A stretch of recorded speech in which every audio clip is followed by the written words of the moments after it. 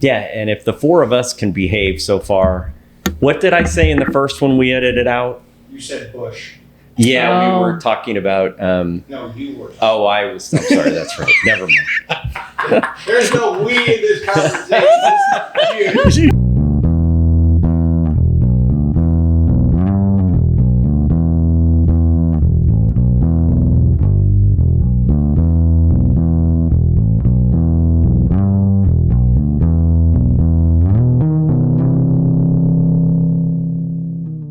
Welcome back to the Gogh-Getters podcast. Today we have Melissa McDonough-Borden, and I'm going to go and maybe just call you Missy. Thank you. Yes. All right, that's cool. Carrie, what do we have coming up? Juan's birthday tomorrow. Happy birthday! Happy birthday, Juan. Happy birthday! I should have brought cupcakes. And we wanted to mention that we have on June 19th, David Yates and Dennis Ringerling is our next show. Talk about some longtime Edwardsville fixtures in the art community. Right, and the great thing about those two is Dennis was David's mentor. So I had the privilege of sitting last year in Dennis's studio as they critiqued one of David's paintings. Oh my. They invited me. That's awesome. It was fun. I can't believe David cried that day. I can't imagine. Well, they sit in two almost like, I wouldn't call them rocking chairs, but they're like living room chairs, and then the painting centered, and they talk about art. Dennis gives David his thoughts. Well, we should have David on the podcast. We should. Really we will do that for sure prior to their For today, show. we're talking about Missy. Yes. Thank Okay. you. Yeah. Sorry to go on that. No, I want to have a crit session too. That All right. sounds like Let's fun. do that. Yeah. You want to go get our crit session sometime? We could totally do You that. may learn nothing. Yeah, but it'd be great. Whatever I learn. All right. All right. Yeah. Let's talk about you, though. All Let's right. go way back. Why are you an artist? What really? Oh my gosh. How did you catch the bug of becoming an artist, and which led you into Oh your my gosh. pretty amazing educational career? Well, I mean, gosh, as a kindergartner and like really early school, I was always in the art room. And anytime they needed help, like hanging something in there or decorating something, that was me. And that I always wish I could look up that art teacher's name because I don't remember her name, but she had bright red hair and it was really wavy, just fabulous. What school was it? It was at LeClaire. All right, someo's going to remember that. LeClaire art someone's teacher. going to tell me what that is. Yeah, and so she was very supportive at an early age, and my dad, who's an architect, he was a painter when I was little. He did a lot of paintings in our house and always drawing, and I was always in their architecture firm, like, you know, with giant pieces of paper and the blueprint machine and that was just kind of normal place for me. Yeah. Just gravitated to that. Yeah. Automatic. Like I use my bedroom door as my easel. I stick the paper on it and just like draw Right. through it. Yeah.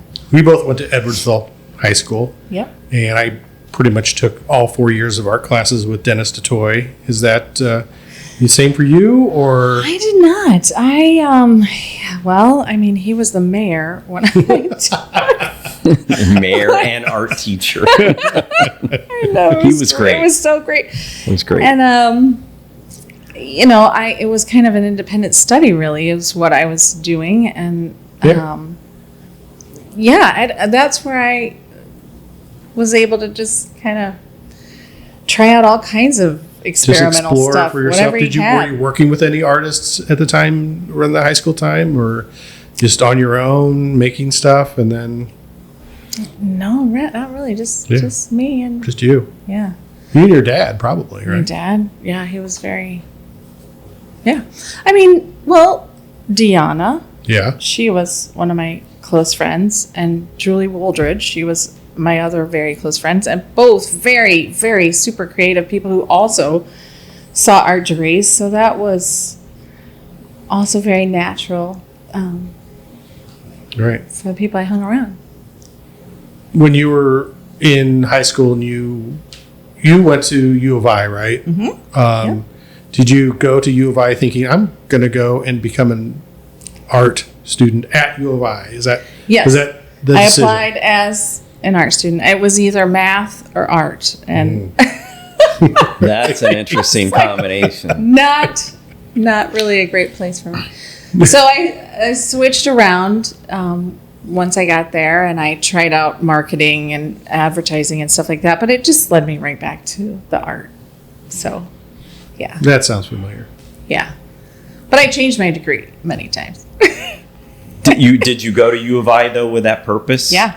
Yep. And then Went you in. go to Art Institute of Chicago.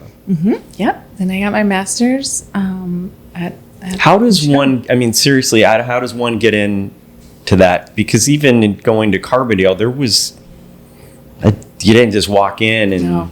I mean, you had to the graphic thing. You had to do you had to submit a portfolio. right? Oh yeah, absolutely, a portfolio, an But interview. I mean, Art second Institute of interview. Chicago is pretty prestigious. What was that process? Well, I also went and took a post-bac class as well, which is helpful to figuring out who teaches at their program and what's the layout of the school, and just it was very helpful for me to feel very comfortable there, to have had that sort of intro between the master's and the undergrad, to know that that's definitely where I was going to strive for, and just being familiar then, showing my face in the building, I think was helpful too. But my husband and I moved to Arizona, and we lived in a geodesic dome in the desert for 4 years. And I built a portfolio out there. So I would say that time when we left Chicago, after my BFA, we lived in the desert, and I was really able to make work, focus on work, not like, making a living and buying groceries and stuff like that. I mean, it was this amazing, very focused time that I had. And so I would say that being able to have that special time and really figure out what you're doing was super key to getting in to that school. Yeah. Did you have to submit? Or were there pretty strict guidelines what you submit? Yeah. Like you're literally trying out. Oh yeah. Yeah. I mean, yeah. In Arizona, I did some video work. I did lots of large scale painting. I did some pieces that were kind of installation. I was recording the whole time. A lot of photography. Just recording that whole experience. And took that as what I great. use for there. Yeah. I mean, I would say if anyone's looking, to get into somewhere like that, it's not a post BFA thing. You need to spend a little time like figuring out what you do and allowing you the time and space to develop that, before you jump in and expect to start that kind of a program. Did you what was your master's thesis, or what was that? How was that organized at? Well, you have a big graduate show, and it's in this giant warehouse, and you get this walled off section. This wall is yours, but it's massive, really. It's but we had Ed Harris was our speaker for our graduation, and so he was there that night. The Ed Harris? The Ed Harris. Ed The yeah. Apollo 13 Ed Harris? Yeah. The and Ed Harris who played Pollock. He had just done Pollock, Yeah. and so he was there. Yeah. That's a great movie. For that, yeah. And that was kind of cool to speak to him, and Yeah. What was your show? What was your exhibit? What's it? It was mostly on paper. I did paper paintings, and they were reflective paint, and they were a lot like calligraphy. Some of them I even used pencil in too. So it was this very abstract, simple line drawings, paintings that, the depth of the space was indecipherable between the reflective paint and the drawing portion. A lot of the same things that I'm still working with today. Yeah. That's very cool. So how did you get into teaching? I mean, it's a pretty impressive list of... Where have you taught at Lewis and Clark, Blackburn, SIU, and back at the Art Institute of Chicago. Yeah. And I mean, at the Art Institute, that was part of the, TA grad program, summer. I taught summer figure drawing as well. So. And at WashU too, right? No. I didn't teach at WashU. I have only taken class there. So, no. That was part of your continuing education. Right. Yep.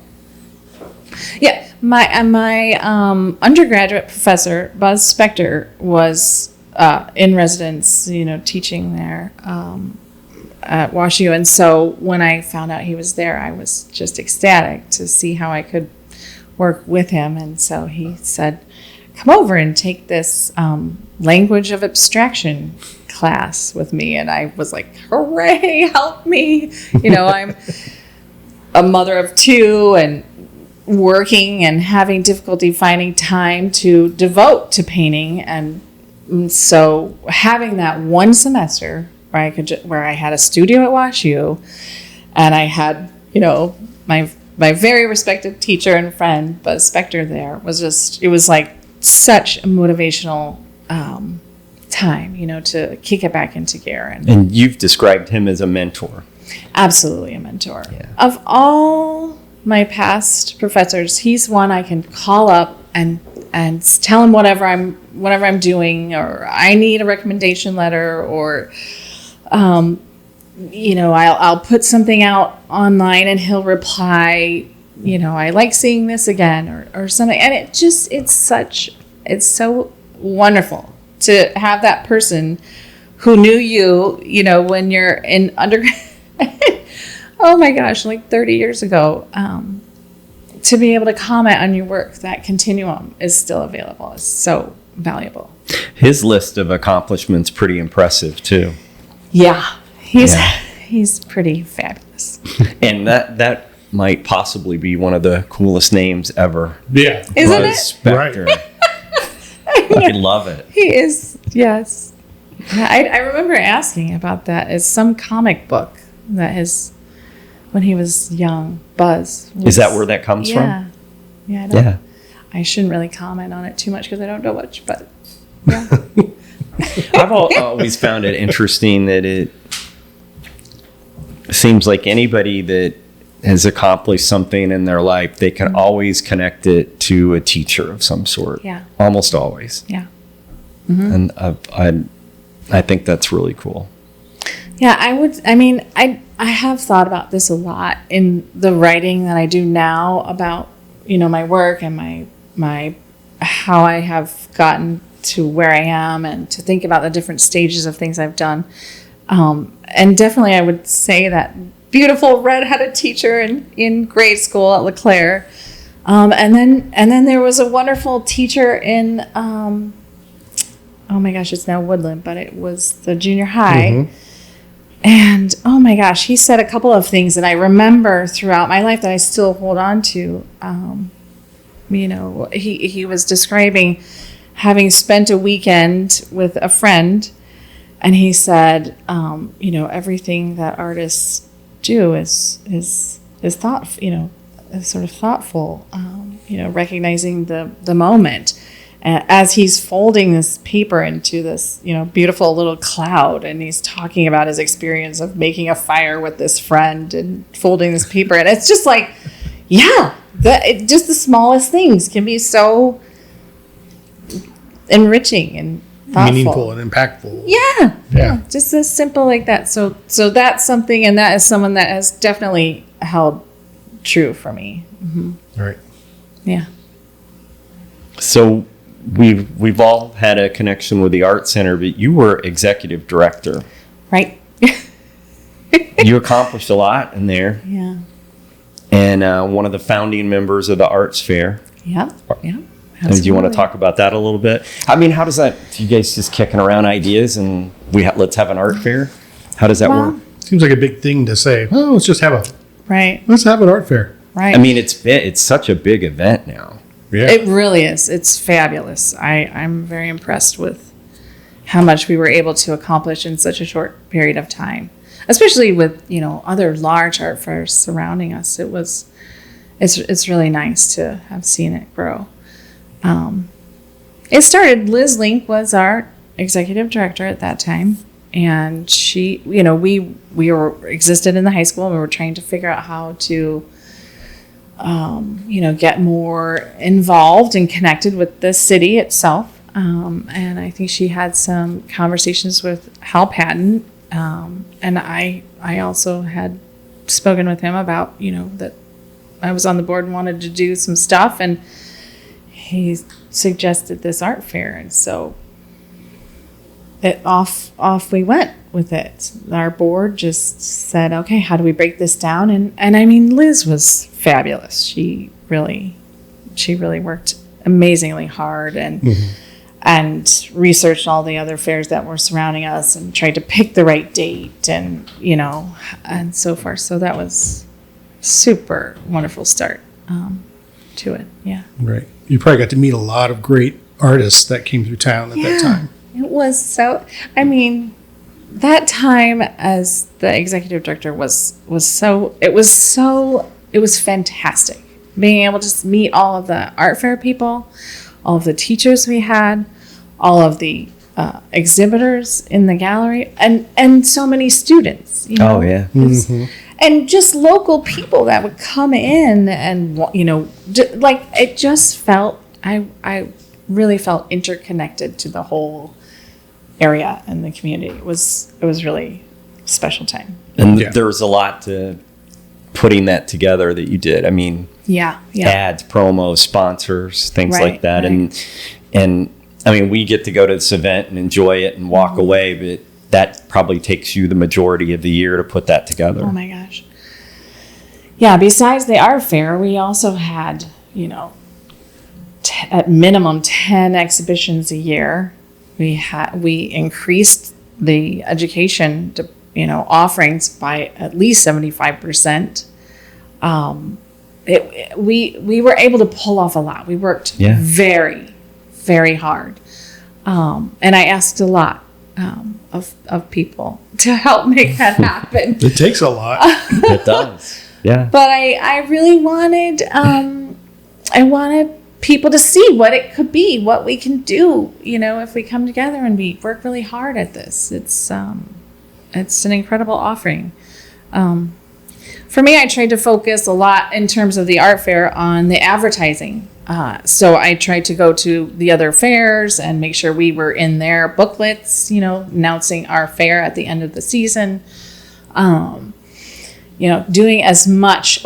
We built our own book, so we found sponsors for our own book. We created our own book, put it all together, and tried to add as much information about all the programming that we were doing in it, so that it could be as overarching of a perspective of what the Art Center was able to pull off with that support of that art fair that we put on. So yeah. It's fun. It's one of my favorite things to go to. Yeah. I think the Art Center is probably a great piece of glue that we have holding all of us artists together. And I thought you did a fantastic job keeping it going. And it's so not an easy thing to do. No. Not as the executive director, not as a board member. No. It's a lot of work. Oh my gosh. So it's tireless work, and sometimes it's thankless often too. Yeah. Unless you're probably thanked by someone who was putting a lot of work in too, and they just know the blood, sweat, and tears that go into running a nonprofit art center. Yeah, you guys being some of those, the sprouts that really helped to make it grow. The foundation. Yeah, I appreciate that. It was fun branching off into this from that. Yeah. Yes, and now we're just 4 knuckleheads putting on shows. And thankful for people like you who are amazing artists who are willing to show with us. Thank you. That was, oh my gosh. I am so grateful that you let me show and had it like, we were lucky. How about August? I was like, yes. Fabulous. So yeah, that was, it was a really jumping point for me. I quit as the executive director, and I had been working for, 2 years to try and, put together a website. And I wanted to record all of my past work so that I could have it as a view it all at one time and sort of put together my story as a whole. And in doing so, building new work on those similar ideas. And that was the first show I had in a very long time. So it was an excellent really show. Nice. I mean, I just think of the color yellow when I think of the show. Yeah. It's just bright and happy and very, very cheery, which maybe that was all on purpose. Absolutely. For sure.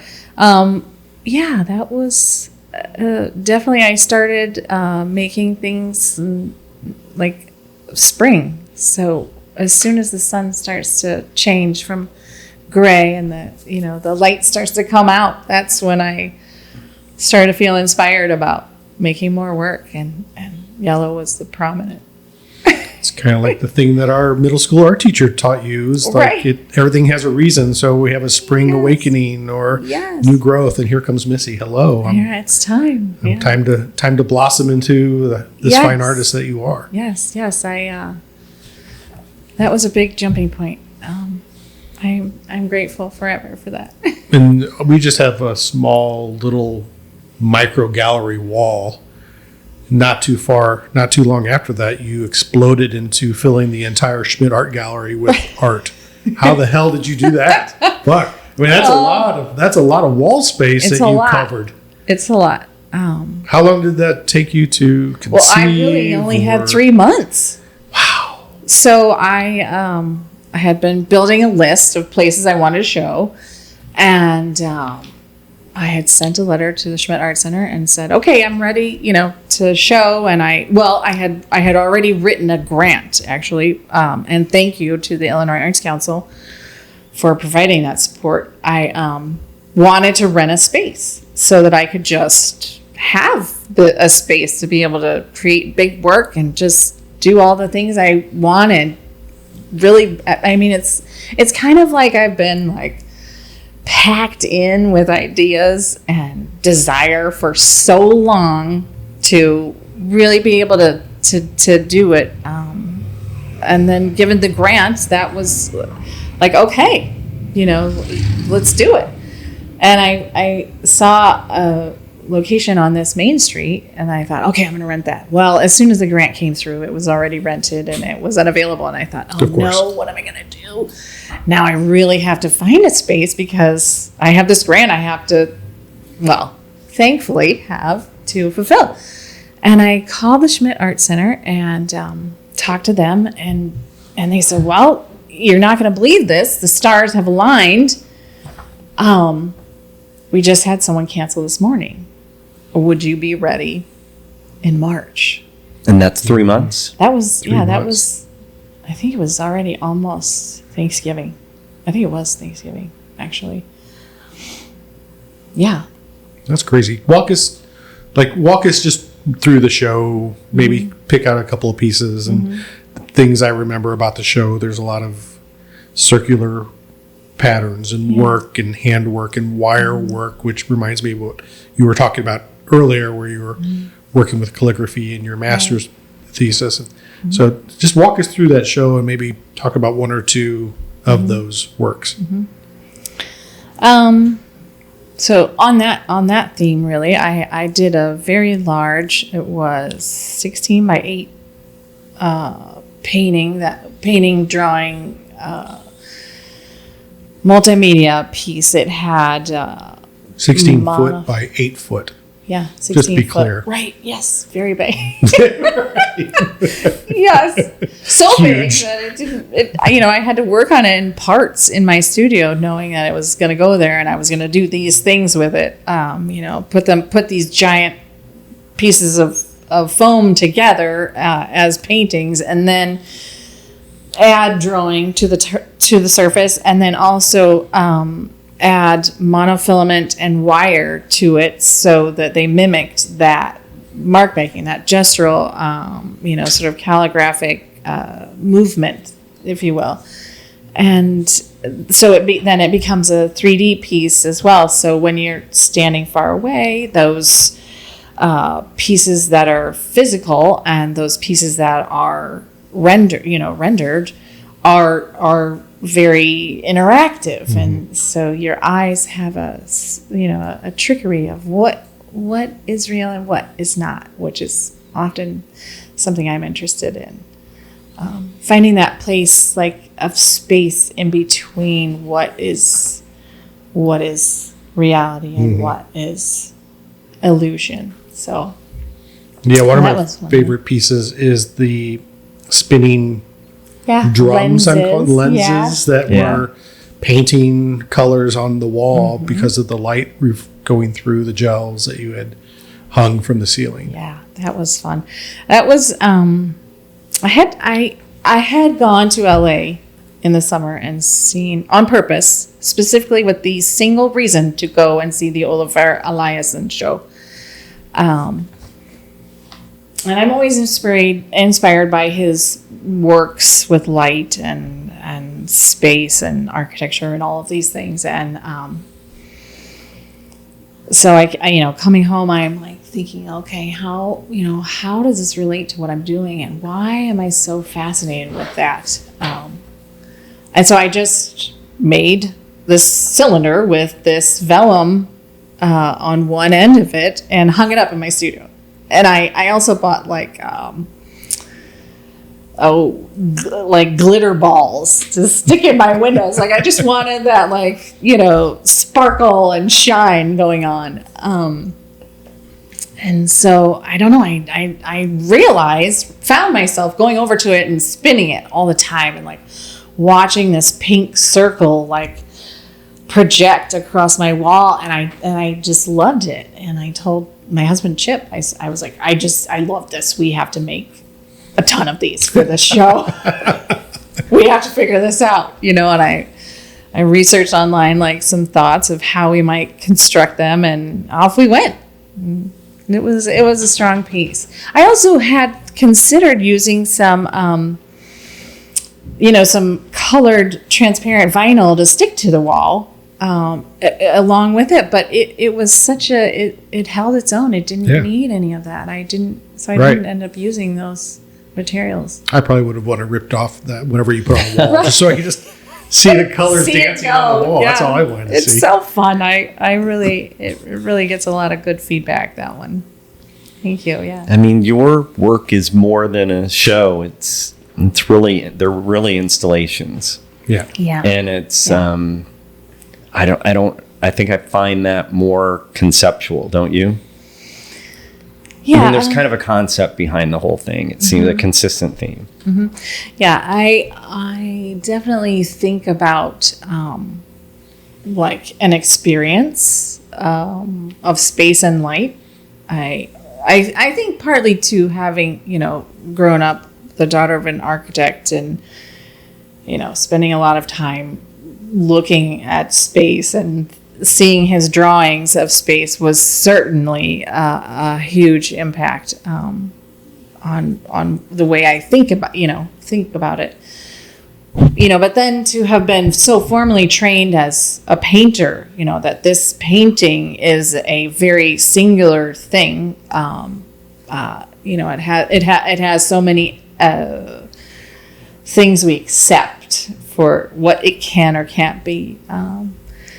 And going to grad school and dealing, kind of with that as a problem or a challenge, really.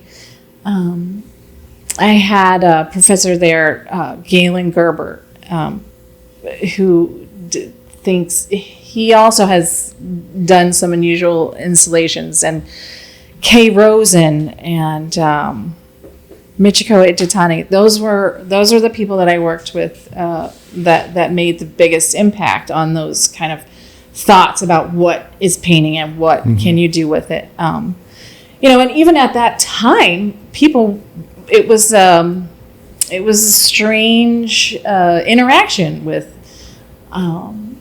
I wanted to take fiber, and they were like, no, you're a painter. You should stay over in the painting. So, you shouldn't take those sort of classes. So I've always kind of dealt with that concept of making the painting come out into my space and live with me, make it my whole environment, not just. Well, it's interesting when you look at the Gogh-Getters show versus the Schmidt show, which I've seen that one only online, but you were adapting to whatever space you have, but they're still installations. Right. Yes. Yes. No matter how small or how big absolutely adaptive to the space that it's in.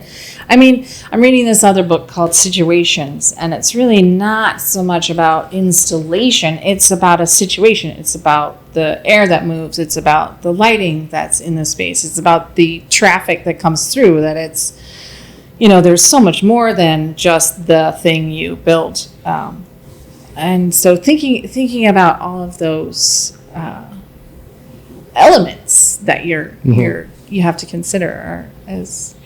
Yeah, what I liked about the Schmidt show is when you look at it, you go to a gallery, you see a painting on the wall, you stop and you stare.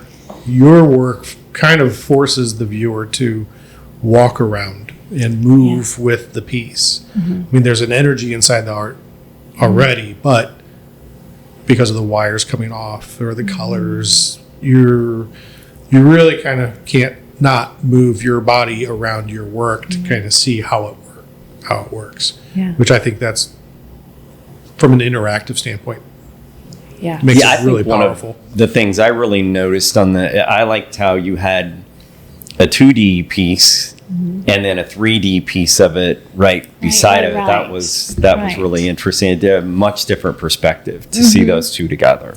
Right, and to draw attention to what does it mean to see something in reality versus see something that is rendered in paint or drawing. I also question that about what we're seeing online and how we're interpreting these color screens and just that's our children, my children, they're not working with paper and drawing and all of those things that are in real space with real light, with real texture. Those things are really valuable to me. It's kind of like iTunes versus vinyl. Yes. It's tangible. Yeah. It's just holding that record versus everything digital. Yeah, and the gloss and the texture. It's just it's an everything entire comes back experience. To music with me. I'm sorry. It's just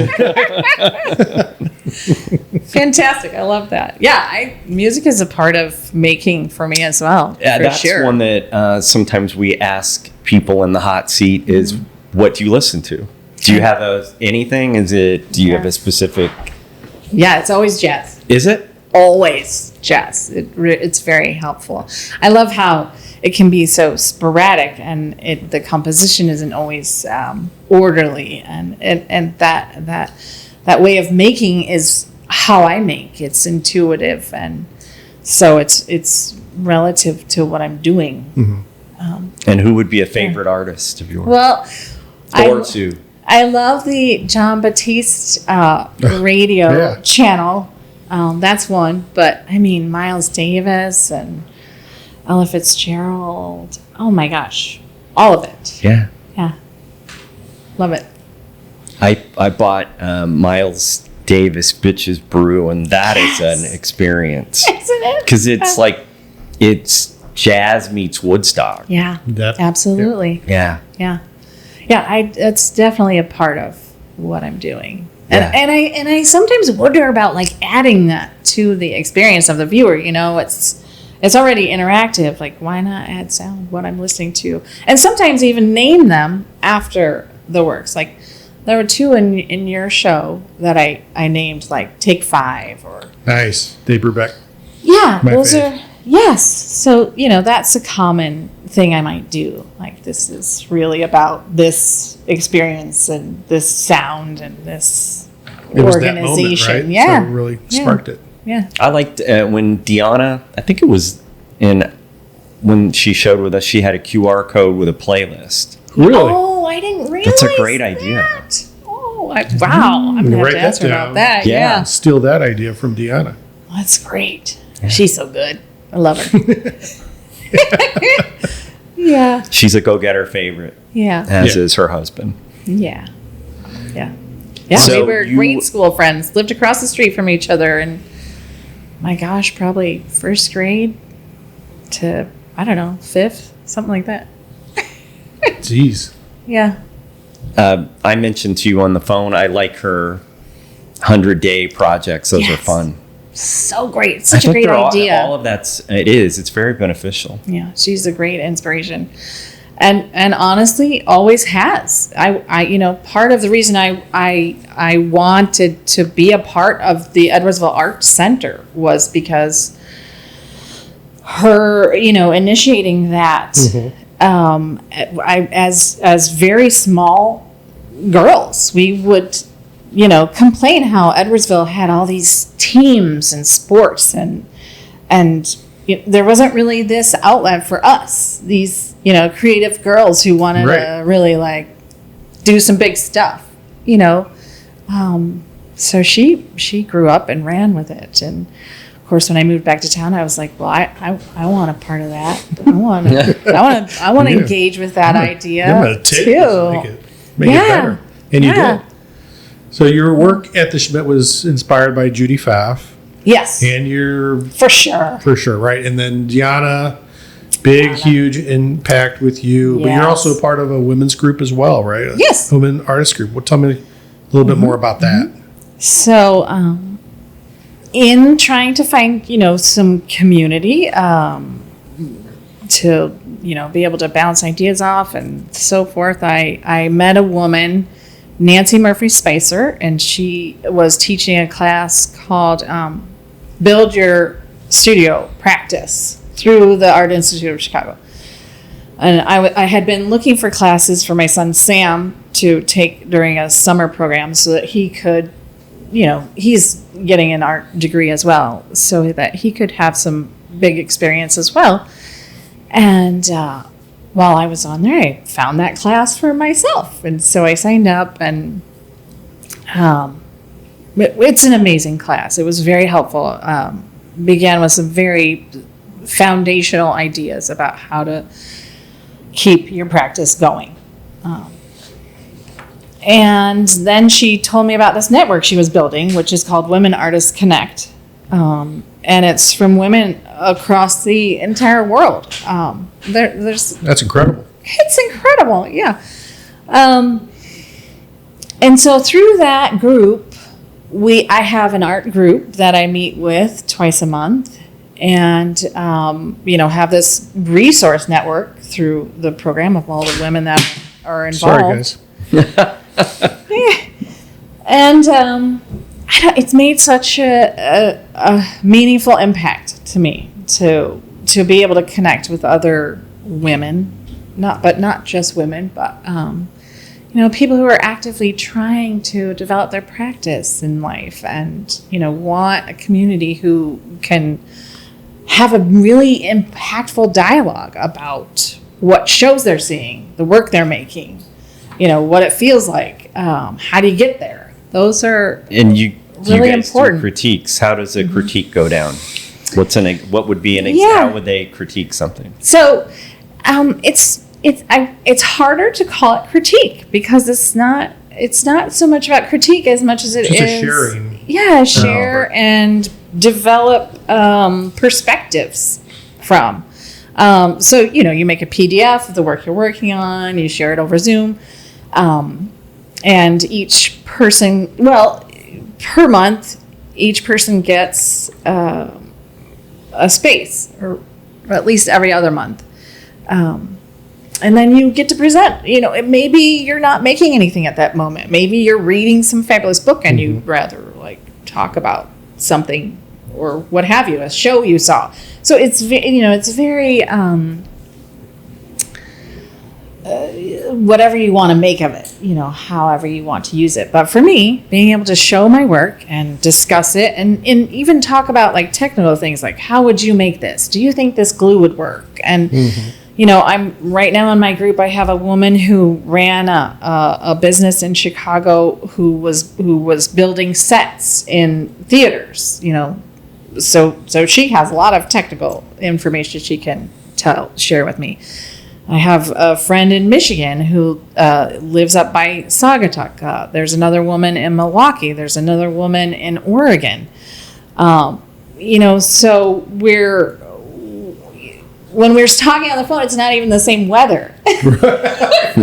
It's very different where we're at. So our perspectives, from across the nation is really, really great to get.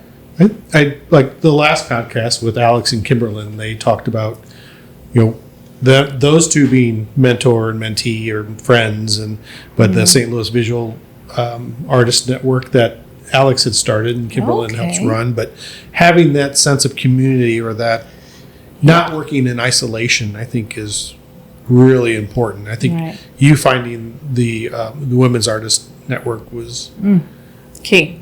Yeah, very key. I remember one of my first classes at the Art Institute, Phil Hansen said to the class, can you make work in a box?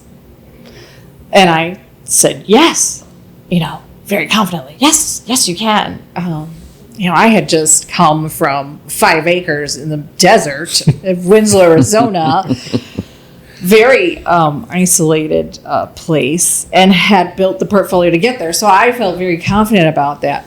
But I would tell you now, in an effort to maintain that practice and keep it going, you really do need that community, those people that you can bounce ideas off and be inspired by and have coffee with. Right. We also know they're working, which inspires you to keep working. Yeah. And they're going to share. Huge. And you want to share. Mm-hmm. And it's really keeps you motivated to keep working. Mm-hmm. And vulnerable. Yeah. That's such an important part of making work too. It's being able to share what you're doing. True. Very true. Mm-hmm.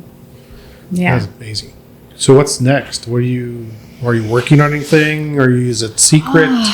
Are you on vacation? Right. After that show? Vacation? No kidding. Yeah. That was an incredibly intense time. And it was Christmas and so on and so forth till it was up. So that was an intense time, and I really have been trying to allow myself just time to organize.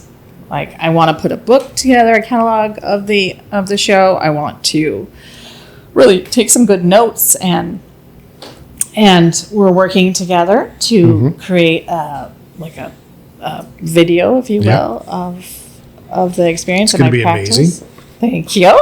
Thank you. I have no doubt. Because of you. Not me. Because of you. It's us together. It's going to be fantastic. Steve goes, it's going to be amazing because of me. It's all because of me. Yeah, so those are big parts of doing the show that I did do. Is making sure you've got it recorded right and you've taken time to really think about it. So I'm writing about it, but I'm also I spent today and yesterday writing a proposal for a public installation in a library that I'm very interested in doing. So after having done such a huge space, I'm kind of really jonesing for more big space. Yeah. I want that space really is nice. That Schmidt. Oh my God. So it's huge. That's beautiful. why I'm so impressed that you filled it. Thank you. Crazy. I'm just dumbfounded. I'm not surprised that you did it. I'm just it was like fireworks. I just I'd go to bed and I had so many ideas. I was like, how am I going to pick? Like, I just have so many things. I had my sketchbook by my bed, like, write that down. Right. Right. And all these sketches in the morning. And, oh, man, it was intense. And, I mean, having had only 3 months, if it had been longer, I think I would have drove myself crazy. It was really like, thank goodness it only was 3 months that I had to prepare, because... That show would make an excellent book too, like a coffee table book. Yeah, I'd love to do that. That's part of my get organized. Yeah. Keeping organized is the hard part, I think, for a lot of artists. Yeah. Keep organized. And, I did take some time, to sit in front of each piece and write my thoughts about what I had done and the process. So I kind of want to incorporate that into the book too. Do you keep your sketches? Yeah.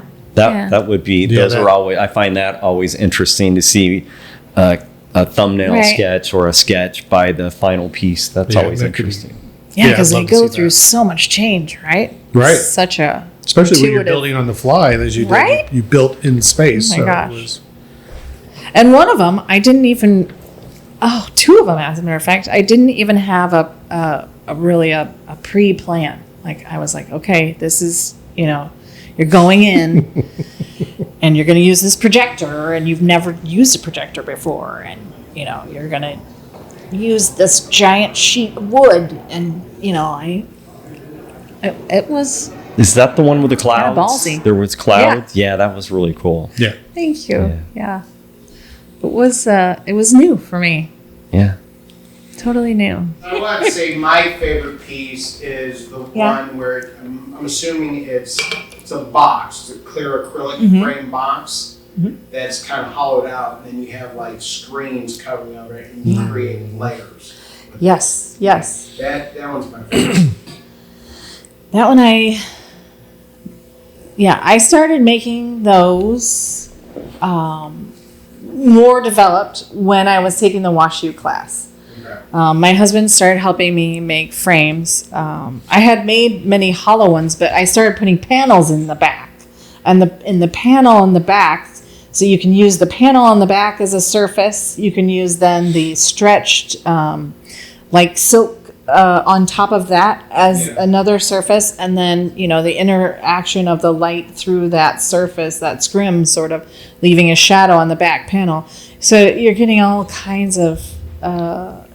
various interactive spaces. Was that the one in the corner next to the cloud?